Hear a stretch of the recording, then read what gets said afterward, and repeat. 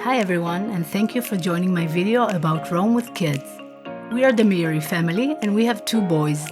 Asaf is 6.5 years old, and this trip was his 4th time in Rome. The first time was in 2016 and twice more in 2018. And this is alone, and he's 3.5 years old. Being abroad with your children can be fun, but also really hectic. So these 12 tips helped us a lot, and I hope they'll make your family vacation much more enjoyable. Number 1, identity bracelets.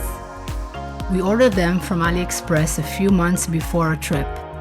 The plate on each one has the child's name in English, the parent's phone number and email. When Asaf lost us for a couple of minutes at the Gallery of Modern Art, he showed the bracelet to the museum employee that approached them, and they quickly found us. Number 2, an Airbnb apartment. We usually stay in Testaccio neighborhood because we love it. The kids have a lot of energy and they need space to run and play. Another thing that is a must for us is a kitchen. We love to cook some of our meals, which saves money and is much healthier. Number 3, takeaway. Young children have no patience to sit in restaurants, so we always order a takeaway and go to sit in a nice piazza or garden to enjoy the food. It's so much fun to sit outside. We can enjoy the nice weather and the boys can run around and play and release some of their energy. A great takeaway restaurant is Pastificio, which is close to the Spanish Steps. Every day they sell 2 kinds of takeaway pastas. We like to sit across from the stairs and enjoy their delicious food. Number 4, a shorter queue for families with young children at the Fiumicino airport. When you get to Fiumicino airport, employees usually approach families with young children and direct them to a shorter queue. It's a lifesaver for parents.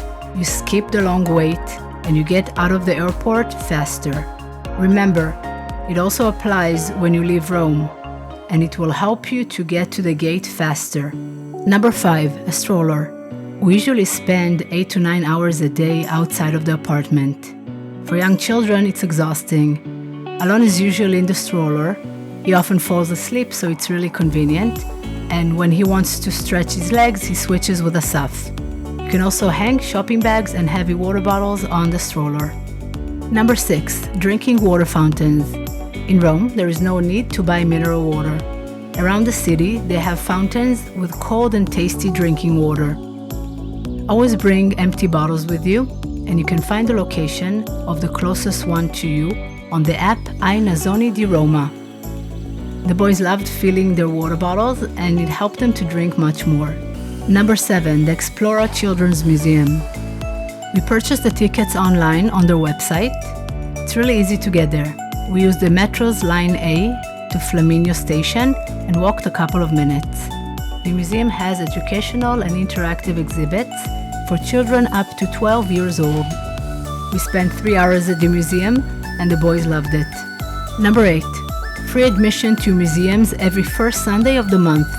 This time we chose the National Gallery of Modern and Contemporary Art. This museum contains works of art such as paintings, sculptures and drawings from the 1800s until today. Our boys are too young for this kind of a museum, but they loved running around the exhibitions. They have comfortable sofas around the museum so you can take a rest. And when we finished our visit, we headed to Villa Borghese, which is right across from the museum. Number 9, supermarkets. We love to explore supermarkets on our vacations. I have celiac disease, so we like to buy gluten-free foods and cook at the apartment, and it's also cheaper and healthier. At every big chain supermarket, you can find gluten-free foods. Just look for the Senza gluten label. A huge food complex that we love is Italy. It's a 3-floor heaven for foodies. They have restaurants, a cafe, a gelateria, fresh produce, cold cuts, cheeses, wines, pastas, sweets, and more. We always like to come here before we leave to buy goodies to take home. Number 10, public transportation is free for children under the age of 10. The public transportation in Rome is really convenient and we use it a lot. We usually buy the weekly passes. One important thing to remember is that at rush hours between 4:30 and 6 p.m., getting on the subway car, the bus, or the tram is really hard with the stroller, They're really crowded, people are pushing, and it's really hard to get on and off. It's also hard to get to the machines to validate your ticket, and you can get a fine if you don't do so. Another issue is pickpocketing. You really need to watch out, and it's also really unpleasant to be in a crowded bus, tram, or subway car because we all remember the COVID pandemic. Number 11. Things we like to take for the flight. Leg pillows from AliExpress so our boys can sit and sleep with ease. iPads and headphones. A safety harness for toddlers, which is an extension for the seatbelt. A booklet and some colors.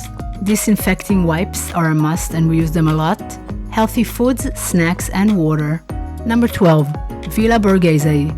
The admission to this beautiful park is free, and there are so many attractions for families. The Bioparco, the Rome Zoo, the Borghese Gallery, where you can see some of the masterpieces of the famous Italian artists like Bernini, Raphael, Canova, and many more. You can rent a bicycle, a Segway, or a golf cart. It helps because the park is huge. There is also a beautiful lake where you can rent a small boat or just walk around this beautiful park and have a nice picnic. In the pictures, it looks like all fun and games, but in real life, we all know that the kids get tired and they lose their patience, and it's all part of life. We love Rome, it's our favorite city, and as always, we can't wait to come back. If you liked my video, please give it a like and subscribe. Until next time, thank you for watching.